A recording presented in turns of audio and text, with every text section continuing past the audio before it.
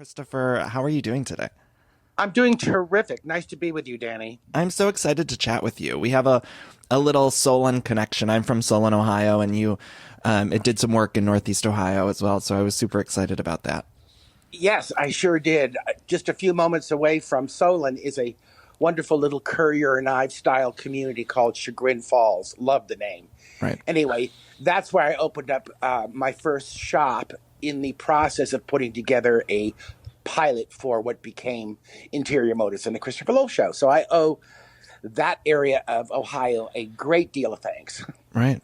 Well, it was interesting. I had been in a YouTube wormhole and I was watching just clips from the Christopher Lowell Show, which I remember watching as a kid and just really being attracted to the show. And I posted a clip on my Twitter page, and the amount of response of how many, so many other people had a similar connection to your show, and particularly young gay men who were young and watching this show. Have you noticed that it had touched people in a certain way? I don't know if that question makes any sense.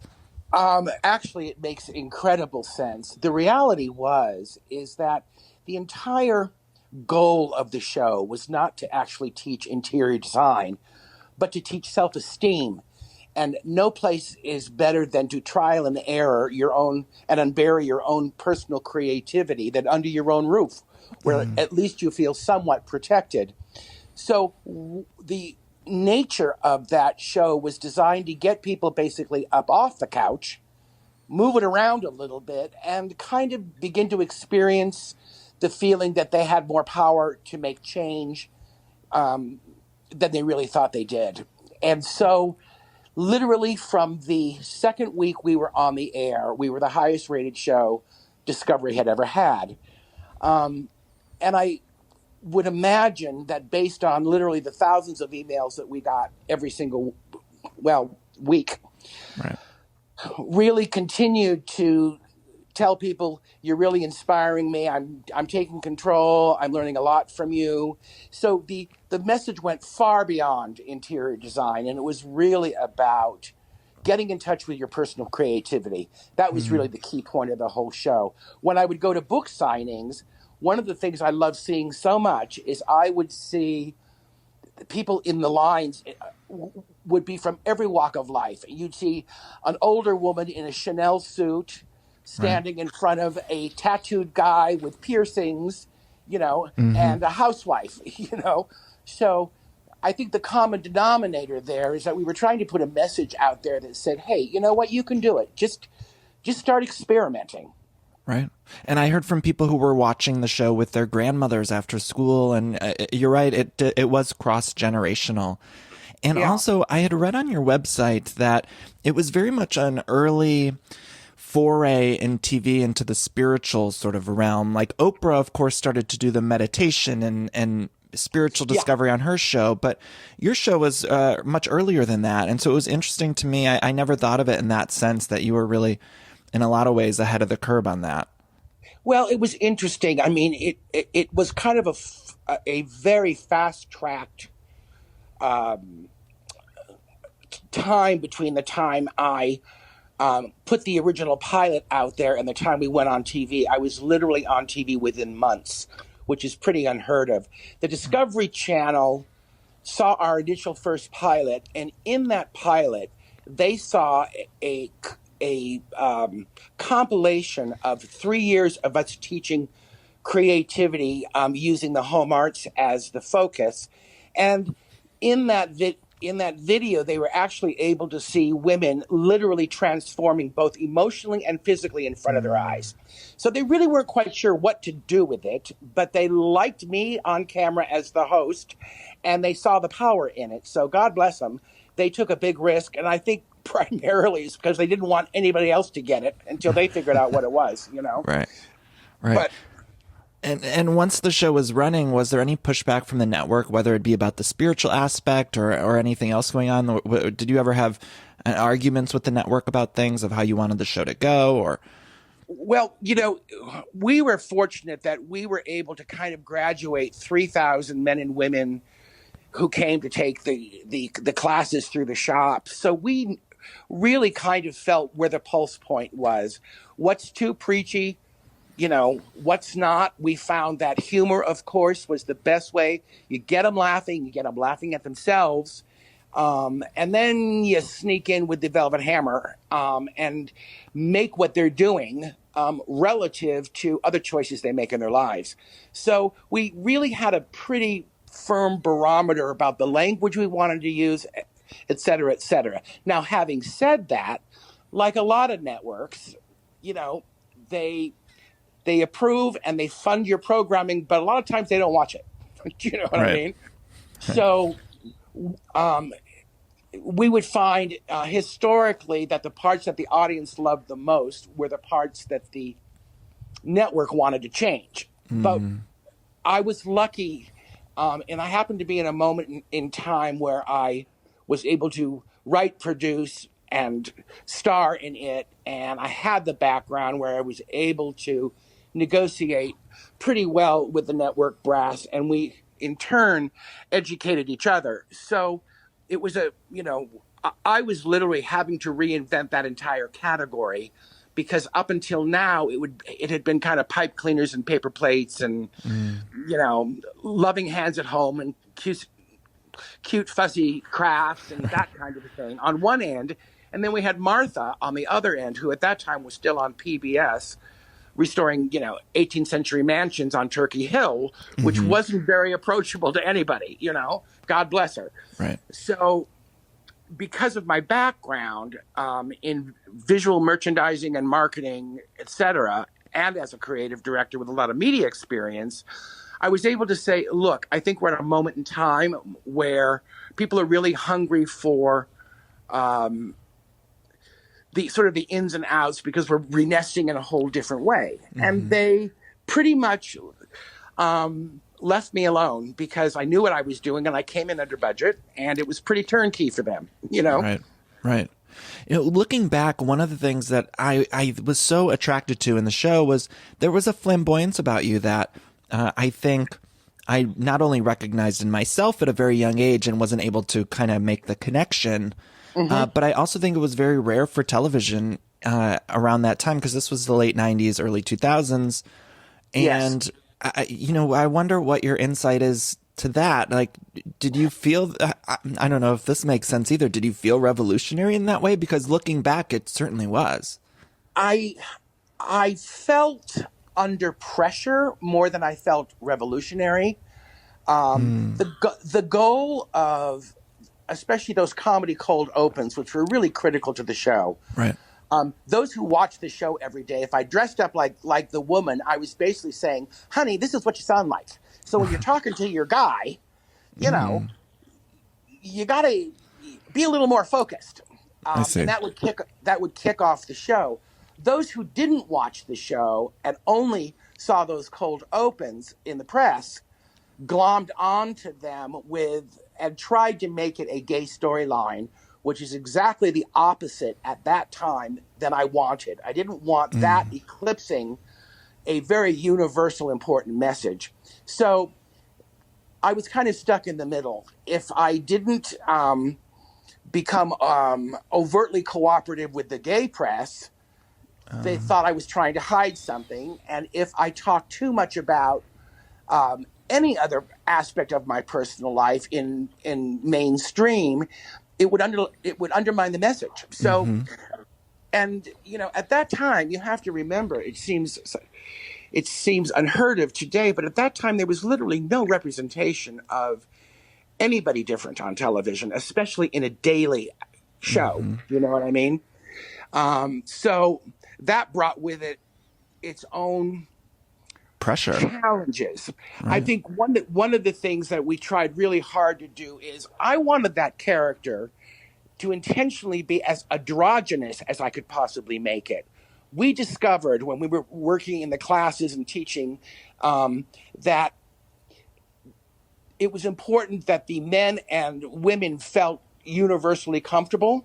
And when we knew we were talking with the man's wives, so to speak, it was better if they felt no threat at all while we were being their best friend. And when we were working with them, we also wanted to be able to talk to them in a language that they understood too. A lot of that was peppered with a lot of humor. So that dynamic, we worked really hard to get on television as best we could. And in the early days, it was a little more difficult. As we moved into the Christopher Lowell show, because of the success of the show, then we had a lot more latitude because our ratings were huge and we had become an appointment view. And Discovery didn't want to break, fix what wasn't broken, though they tried. So you mentioned kind of being the woman's best friend. When you would go on these book signings and things like that, was it hard to keep up that sort of energy when you would meet people? Because it is, I would imagine, very draining to have to be so Present, buddy. yeah. Right. Yeah. Well, it's very interesting. I mean, fortunately, we would draw up to 1,000 people for those book signings, and they'd snake all around the stores.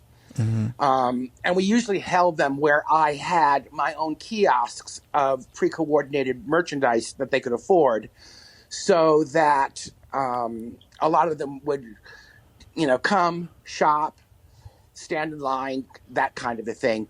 But because it was so evident to everybody that there was a lot of people for me to get through, they were pretty respectful in terms of getting their 30 to 40 seconds with me. But I would have them sit next to me. I would look in their eyes, and I would say it was probably, of all the work that I did, the most exhausting part, because it was really important for me that they felt that I saw them. And that they could tell me what they wanted to. But oddly enough, in the thousands of people, 6 books later, we did one every year, it was amazing to me that nobody talked about interior design. All they wanted to do was tell me how the show changed their lives.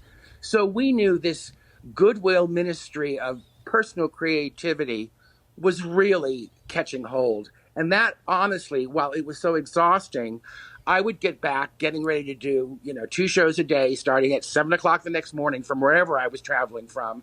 I would return back on a total high because I knew exactly who I was talking to when I looked into that camera. So the audience and I had a very special relationship that I tried to honor as much as I possibly could. And do you still hear from people all the time, I imagine, when you're walking around, people recognize you? I have lived fairly remotely.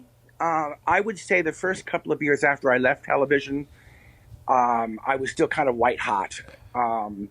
And, it was difficult to figure out how to acclimate back into a world where I could start pursuing other things without necessarily the Christopher Lowell handle. But I would find out that the Christopher Lowell handle ended up opening so many other doors for me to tell new stories. And things moved on. I want to ask, what made you decide to step away from television? Because it was at a peak of your career. Yeah, it literally was at the peak of the career. A couple of things have happened. First of all, I had only planned to be on television for maybe 3 or 4 years, and I had no intention of being the host of that show. I had been training a guy for several months to play that role. But Discovery said, we want you on camera, and if you don't go on camera, the show doesn't go. So, I said, well, the message is bigger than me. So that's how I got on camera in the first place, because I'm not somebody who courts fame much. In fact, I find it pretty uncomfortable. And in those early days, it was a bombardment. Anybody who gets brushed with fame that quickly knows that it's, you're suddenly under the microscope. And because I was unusual looking, I was a practically bald, bearded guy on television who dressed up like women and then dressed up in overalls. You know what I mean? So there was a lot of curiosity about who Christopher Lowell really was. So in the course of that cycle, I kind of found that the idea of controlling my own narrative beyond the Christopher Lowell show would take some real ingenuity. So what actually happened was that was the beginning of the first big economic crash. So I took a look at that and I said to myself, I've done this for like 9 years now. I said everything I want to say about the American lifestyle at this point.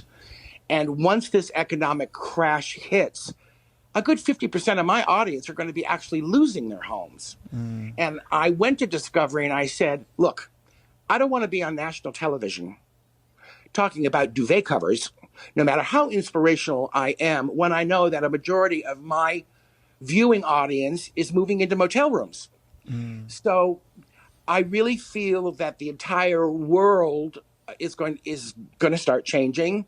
How we live once we go through this devastating economic crash will be completely different, because it's really the first time in over 100 years that Americans are forced to reprioritize. I said, if I come back to television, it will be on the other side of that. And luckily, as much as they did not want me to leave television, they understood that. And they realized that, I could be of more help to them. So I was used by them to do a lot of PSAs. When 9/11 hit, my show was one of the only shows that was never preempted. And then I would come on and do live spots about personal creativity to kind of get you through the fear that you're having. So Christopher, what was that like? I mean, of course, we all remember 9/11, but what was it like what was in your head when you would have to go on live TV around that time? Were you, I mean, I keep mentioning pressure, but what is that like? Well, it was a epiphanic moment in my life that I will never forget, to be honest with you. I'd lived a long time in New York myself. I had friends who were living in New York. I was very close to it in ways that a lot of people watching it from California were not. But one of the things that when Discovery came to me and said, would you do some PSAs, I felt incredibly honored. And it was just more of a sign that our show was putting out there such a great vibe, and that we had a calming influence on people in the center of everything else going on. And I had already booked a major personal appearance at a stadium that was supposed to happen literally 4 days after 9/11. So everybody wanted me to cancel it. Nobody wanted to fly. Everybody was scared. And I said, oh, no way in hell. I'm going. Wow. And it was a weird feeling. It was my manager and me in a completely vacant 747, Wow. Which was very scary. Right. However, when I pulled into the parking lot, expecting really nobody to be there because everyone was told, not to gather and all sorts of things, I was met outside by 4 firemen in their yellow suits. They literally picked me up on their shoulders and they marched me into this arena to a standing ovation. Wow. And when all of that was done, we all took a big breath. I had tears in my eyes and I said, all right, so what do we do now? And it ended up being one of the most amazing 90 minutes with an audience I have ever had. Yeah. So it was a blessing to be able to be part of that project in that way, Sure. I think about it, especially now in the times we're living in, just how much people are craving a release of some sort. And, we're so bombarded with the news, whether it be on social media or when you turn on the TV. And I find that myself, too. It's like I just sometimes need something else or someone to tell me things will be okay. I will tell you, in the last, I would say 6 to 8 months, the amount of mail that we have received through our portals has been staggering. And people are saying, Christopher, what do you think about this? Christopher, what do you think about that? And then there's a lot of people who were saying, gosh, you used to talk about the day would come when we'd have to live more intentionally and really rethink our lives. And I still hear your voice in my head, and what can I do? And so one of the things we are trying to do is create a new group of programming. They are 5 to 7 minute spots that will be broadcast during the news cycle.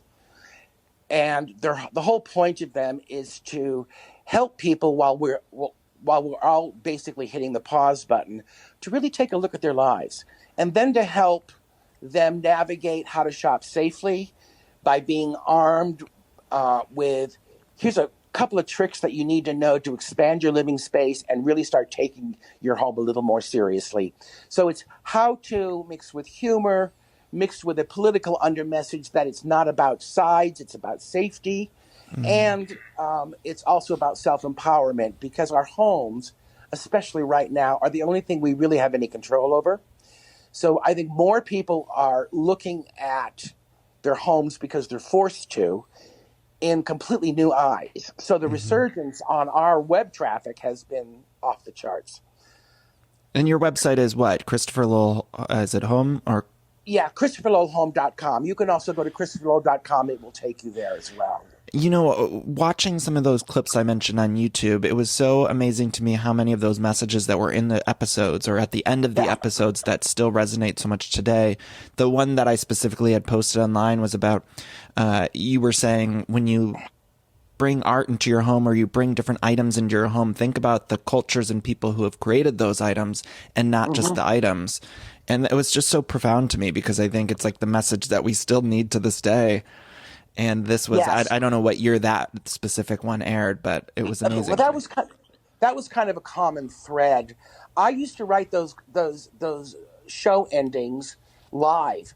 So while everybody else would be having their lunch, I would be in my dressing room at my computer writing my sign-offs for the day, because I wanted them to be as current as possible. I wanted them to bring the intangible idea of creativity and design back to a human place, talking about change. And that's, by the way, that ending was one of the things that Discovery wasn't crazy about. Oh, wow. Yeah. So we have to say, sorry, kids. That stays, Yeah, I mean, it was amazing. And there were multiple endings just like that, where I was watching it in this 2020 and saying, oh my God, these lessons we still haven't learned. And I often find myself in sort of these YouTube wormholes. And I was a big fan of the Rosie O'Donnell show. And I remember I was watching clips from that where she was interviewing certain people and saying, even like there was a Tom Selleck interview she did. And I'm like, oh my God, we're still having these same arguments today. Yeah. It's interesting. Rosie and I had a very similar career track. She's obviously a big crafter as well. But in her show was, as she says, had a lot of the same components my show had, which was really, yes, we should have fun. We should be entertaining. We don't have to preach and bring up conversations that become more about activism than about just feeling hopeful. So we kind of had a lot of that in common. And interestingly enough, I shared, as Oprah was ramping up, I began to share her audience as well. At that time, Oprah was doing talking about a lot of metaphysics, which was way beyond a lot of people. She unintentionally was getting to our spiritual hearts and cores a little bit difficult for most people. And as my show began to cover many of those same subjects, instead of me saying you have to journal, I'd say, recover your sofa. It was all the same thing. And slowly, Oprah began to open up a little bit wider. And she kind of found her way. So we both tag teamed a similar audience for a long time. Right. And when you look at whether it be the talk show landscape or the interior design television landscape today, what do you make of it? Do you watch any of these shows now, or? Well, I watch them when they come on the air, and then I check back with them in about a month just to see where their stride is. But I don't really have to watch many of them because of the feedback I get from my website all the time, where people will say, have you seen this show? Have you seen that show? I think, interestingly enough, Scripps Howard owned HGTV for a long time, and HGTV was patterned after my show because I was the first to show that you could do a fun, entertaining how-to show and be commercially viable. Right. When did HGTV come? I mean, They came on approximately, I believe it was like 2 years after I had already been on the air. And was there ever any, did they ever try to kind of poach you from Discovery or anything like that? Actually, I was a consultant for them. Okay. They had come to me and they had said, if we took your concept and did it into a big channel, how would that work? Well, one of the first things I said to them is, be really careful. You do have to educate. If you don't educate and there's nothing being taken away, the audience will watch for a while as a voyeur, but they won't stick. Right. And oddly enough, over the years, that's exactly what happened. And so the feedback I got from HGTV was mainly, nobody's teaching us anything anymore. I'm tired of house hunting. What do I do about my home? They never talk about budget or this or that. So, I mean, I could honestly tell that there had been some straying from there. And then ironically, just recently, Discovery, my home, finally bought HGTV. Right. So we'll see if that changes. I think that landscape needs a bit of revamping. Yeah. I think people are getting a little tired of the reality show element. A lot of chatting and about things that the viewer doesn't care about, and getting down to some brass tacks takes a lot more producing, and it's harder to do. We certainly had really worked overtime to make how-to fun and interesting, and then make it relative socially, and then make it relative to interpersonal relationships. It takes a lot of producing to not just do walk and talks and how-tos, you know? Right. You mentioned the teaching aspect, and on Netflix, there's like the Marie Kondo show, excuse me, that I feel like a lot of people have really latched onto because of the teaching aspect. It's like we're learning how to organize and yes, absolutely. And the home edit even is, I think, the new one. But yeah, there's these skills that we do want to learn that we're not getting from HGTV these days. Well, and I will honestly say that streaming has been the how-to genre's greatest gift. Only because people already are tuning in to streaming with a specific interest in mind. Mm-hmm. You know, you don't watch a how-to show when you have everything else to choose from, unless you're actually already seriously interested in how do I make this, how do I bake that, et cetera, et cetera, et cetera. So our familiarity now with YouTube, between YouTube tutorials and streaming, is really a much better format for the whole how-to industry in and of itself. Right. Okay, so what home designs mistakes do you see people making today? Like, what can you leave our audience with? Maybe a tip or something that could help them. They're making the same mistakes now as they made before. One of the things is in how to understand the power of paint. People get so used to living in a all white environment because they don't know what to do, that the minute any color is introduced onto those white walls, they totally freak out. And going to a paint store and looking at 10,000 swatches is mind-numbing. So one of the things we always said to people is, first of all, go to your wardrobe. Take a look at your basics and your solid colors. Chances are, if they look good on you, you're going to feel good with them around you. And then understand the difference between a background color and an accent color. Your primary colors are basically your accent colors, which go into your accessories and your accent fabrics and all that kind of thing. But use paint as a way to completely reshape your entire environment. 2 or 3 colors mixed beautifully from room to room can really take all the disjointed things that you own and make it a little bit more harmonious. That was one of the big things. And I also said to them, look, if you can afford it, paint your ceilings too, because that's once you introduce wall color to the walls, you're going to walk in and you're going to look up because it looks like there's a bed sheets, spread over the ceiling. Yeah. So that's your 5th wall. I love that. I love that. Mhm. Now, spiritually, a lot of us are struggling right now, I believe. I certainly am during this time, and I wonder if there is any particular bit of advice you might be able to leave listeners with just kind of getting through this tough time. If they're listening and they're saying, I don't know how we can keep going on this way and Well, struggling a bit. that's a huge Sure, question. sure. Um, and at the same time, I can certainly say that we are what we believe.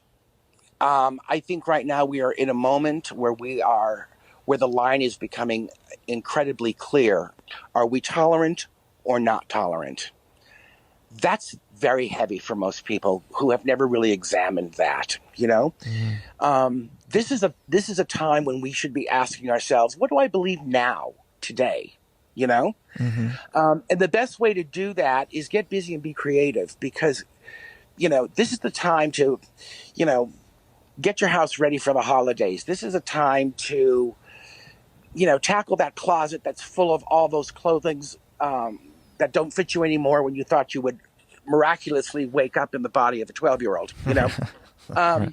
This is a time to do some of that busy work because when our hands are engaged and we're hitting that pause button, that creativity is what opens up our souls and it Mm-hmm. gets us reconnected in a much more human way, concentrating on how we feel about our own personal lives. What does quality of life really mean to me now? What have I learned about quality of life that I've taken for granted?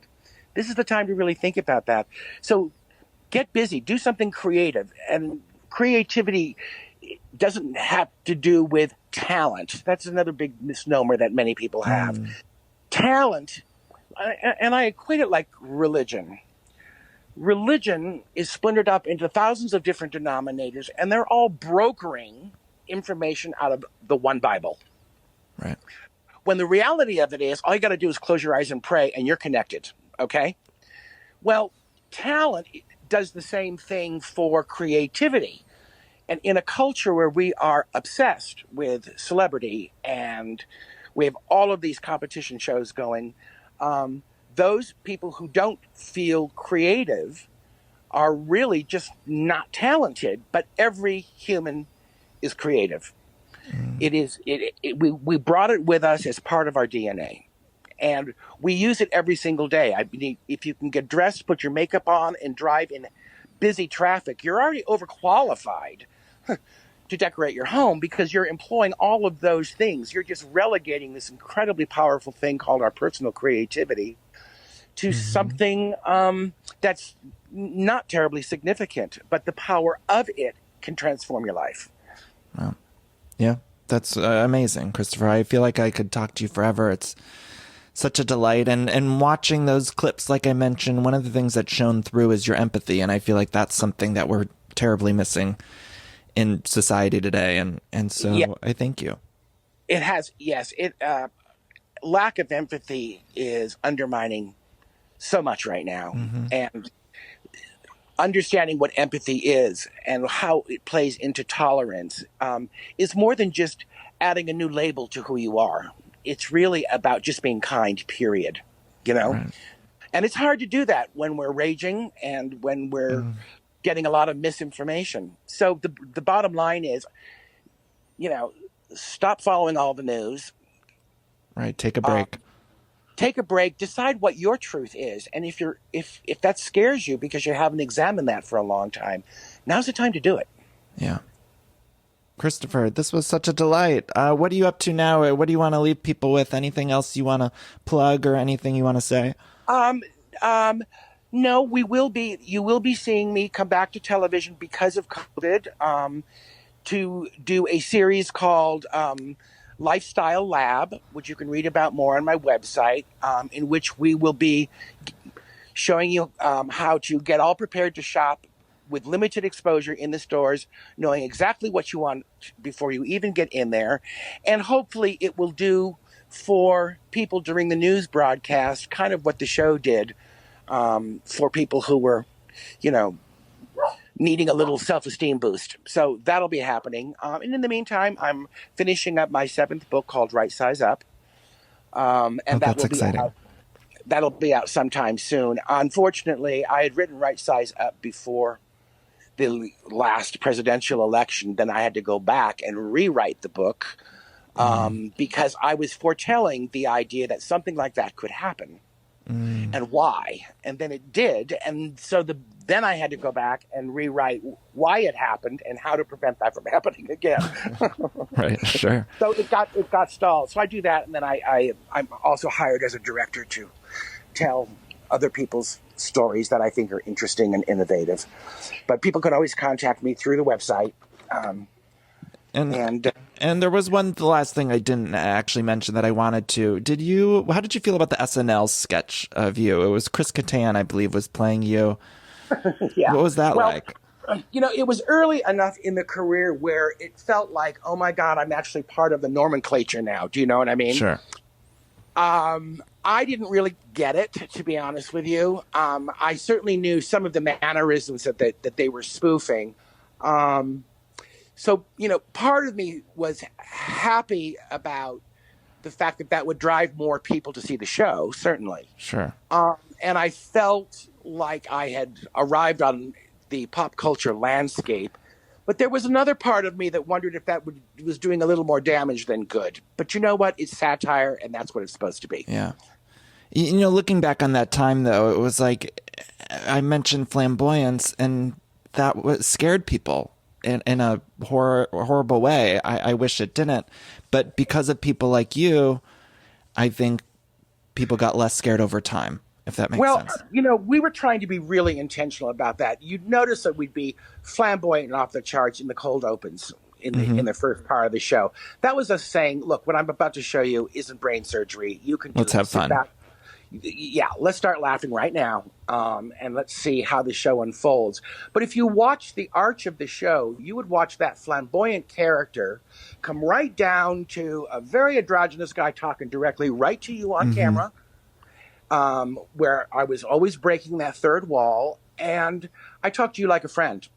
Right. So that people could see that whatever you thought about this character had many facets. And I think that's what allowed us to be as strong in the Bible Belt in those days as we were on the coasts.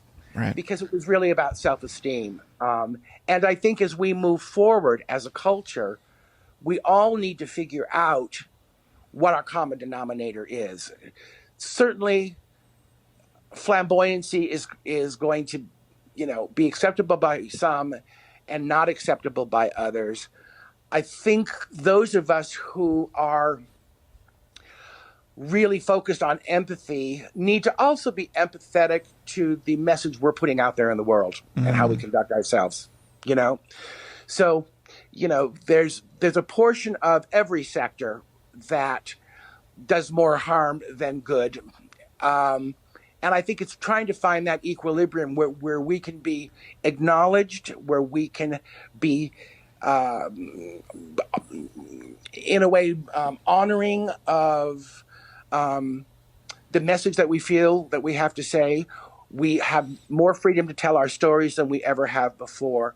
So I think as long as we're willing to really tell the truth and just say, look, my journey and what I've overcome and whatever prejudice I've had means that you're not alone. Right. But I'm still functioning. I'm still doing something. I'm still putting something out in the world that I do hope helps other people. And I think if we can get to that equilibrium and get past this rage we're all kind of feeling, I think in a weird way, COVID is instigating, at least historically, the idea of a real renaissance in this country, even if it's only half of the people who experience it, Yeah. Well, Christopher, thank you so much for taking the time. I really appreciate it. And I know a lot of people are going to be so excited to hear what you've been up to and catch up with you a little bit. So thank you. Well, thank you, Danny. I appreciate it.